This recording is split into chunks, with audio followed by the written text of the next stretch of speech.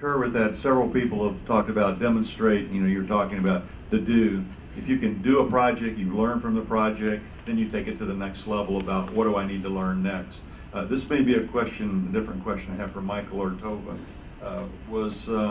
and maybe it falls under the leadership area, but I've heard a lot of people at break in the last couple of days. We talked about things, and the number one observation I see as a practitioner in the business world is, and I see it in multiple companies, KM is at the lower level or somewhere in the level, but not at the senior level. They're engaging senior level people sometimes, but not all the time. They don't have that opportunity structurally in the reporting relationships. But the missing things, I think, might be a part of a curriculum, i.e. a leadership curriculum, and maybe it is to be able to teach your students how to be visionaries, how to create vision for KM, and vision and strategy for KM.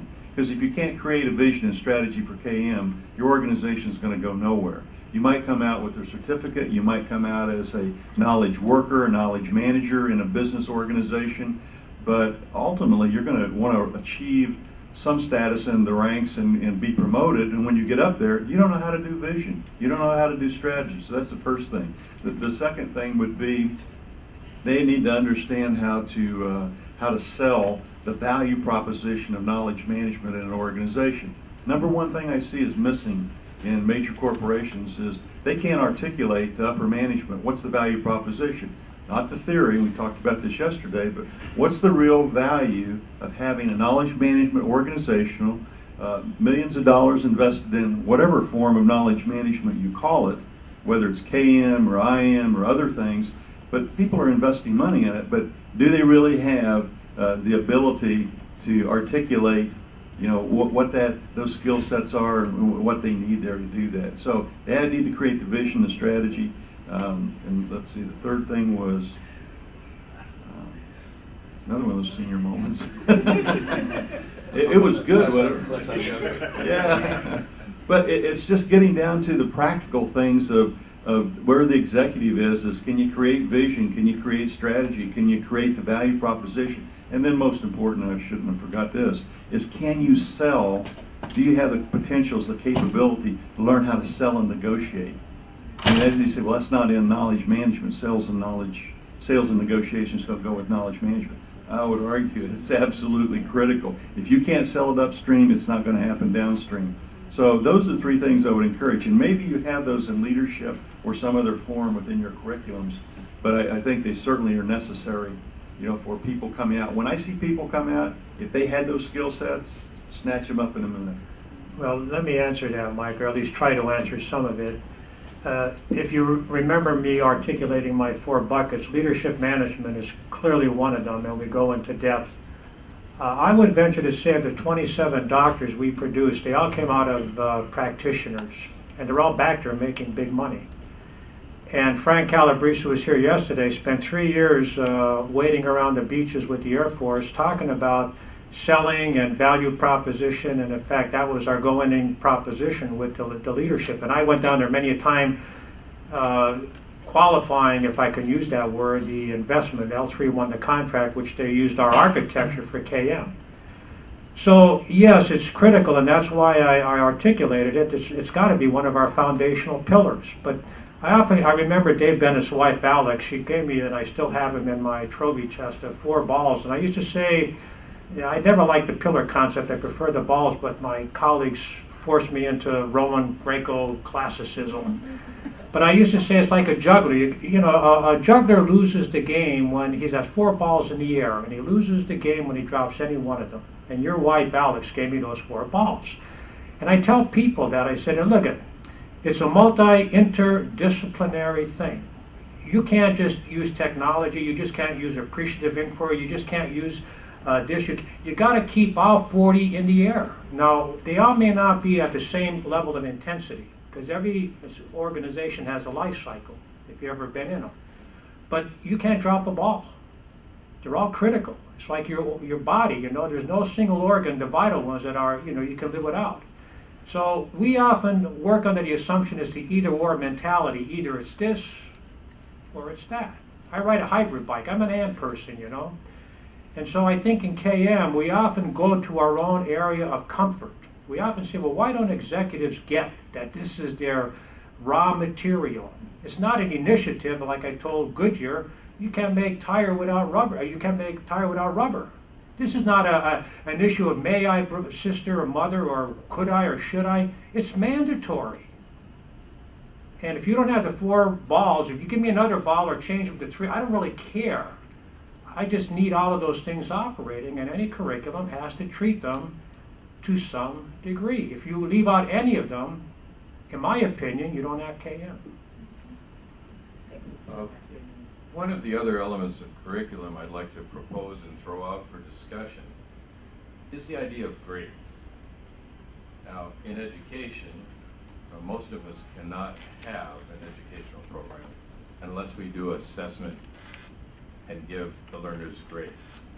Now, we figured out in the MBA program that most people are going to hire someone because they have an MBA, not because they have an A or a C.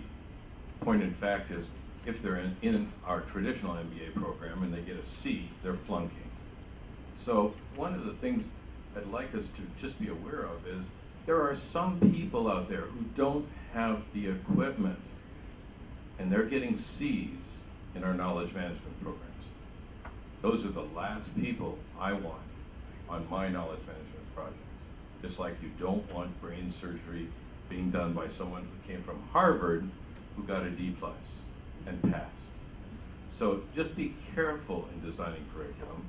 Proficiencies are and mastery is much more important if we use a medieval model, Michael, which I do like, called the apprenticeship model. An apprenticeship model requires a mentor, which means the faculty person has to have done it.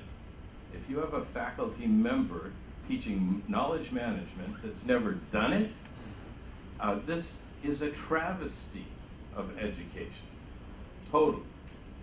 Okay, we're going to take one more question, then we're going to move on to another. Can I add to this one more thing, though, because I want to give you an optimistic view? Actually, our school, we have mostly organizational development students. We redid the curriculum a couple of years. 2 classes we added were organizational strategy course, and a strategic HR course to teach our students how to get themselves at the table. And those were to give you a little bit of an optimistic view.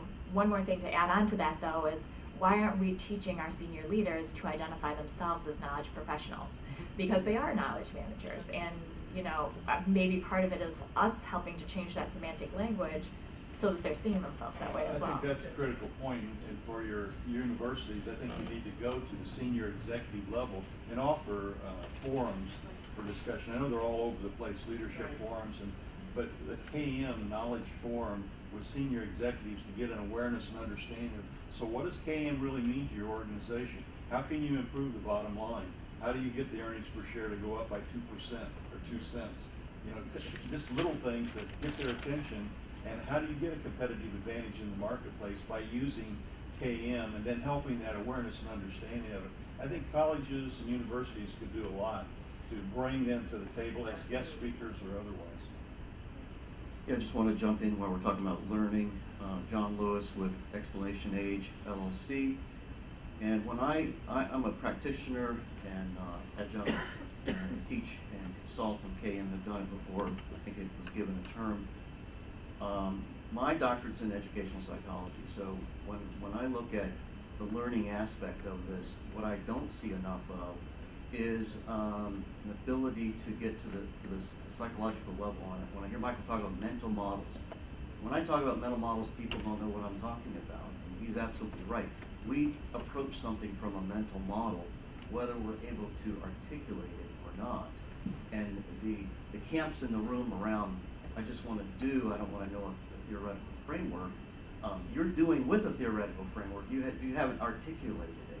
And the problem is the results that you're getting, in a lot of cases when I see case studies and people have probably got a 5% lift, is because the theoretical framework which they were not able to articulate was that knowledge management equals knowledge sharing. I take it from this group, I taught this group. And they didn't look at it through a broader framework, which is Where does it need to be? How do I get it there? Which includes technologies, workflows, frameworks, automated with AI. All the places that it should be, rather than just from a person to a person. When you have a theoretical framework to point to, that allows you to go back and actually say, here's what we did, but here's what we didn't do. Here's the balance between the things, not that people are more important than technology or one or the other, but the balance that we're striking with the elements. And I think that's the, anyway, that's the learning piece that I'll throw in. And as a shameless self-promotion of my book, the bottom line is we look at a lot of knowledge being the how or the know-how and the know-what. And we haven't done very well with the know-why component, and that's essentially what my book, The Explanation Age, is about. If we actually got better at that, what that would bring about moving us past the information age. We're going to take one more, Ed. And then Yeah, I just wanted to make a comment around this idea of people calling themselves knowledge professionals who are not in KM, right, and sort of getting people to do that. I'm not sure that's really important, because when I think about leaders, you know, they're being pushed around safety, reliability, cost, but they don't go around calling themselves safety professionals, cost professionals. But these are obviously things they interweave into the way they look at problems, the things they champion inside of the organization and all that sort of stuff.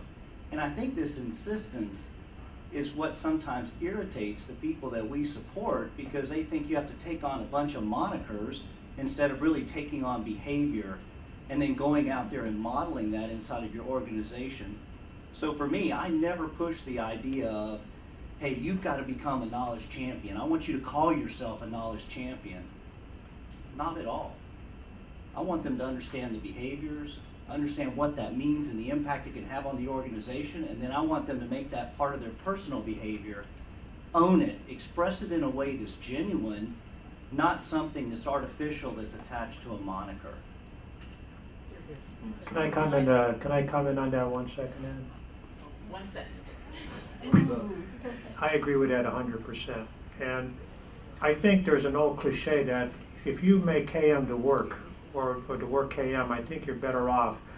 A quick example, I had a gentleman from the Army visit me about 2 weeks ago. He's the Chief Knowledge Officer, Chief Tactical Officer at the head of the Army, working for the Chief of Staff. And he's fighting with the technologists up there, and they both have the same objective, but they're talking different terms. When I was at the National War College, the only thing all of the services agreed upon was the operations order. And if you look at the operations order, and I don't expect anyone in this room who's not a military not to understand it, but that was our Bible. And I said, that's your KM thing. Don't talk about KM, talk about your op order and how, and use that. And he said, wow, I never thought of that before. And I think that's what we need to be doing with our curriculum, and also making all of this stuff relevant, is find the work, what moves the work, and then connect the theory with that so they see what's happening.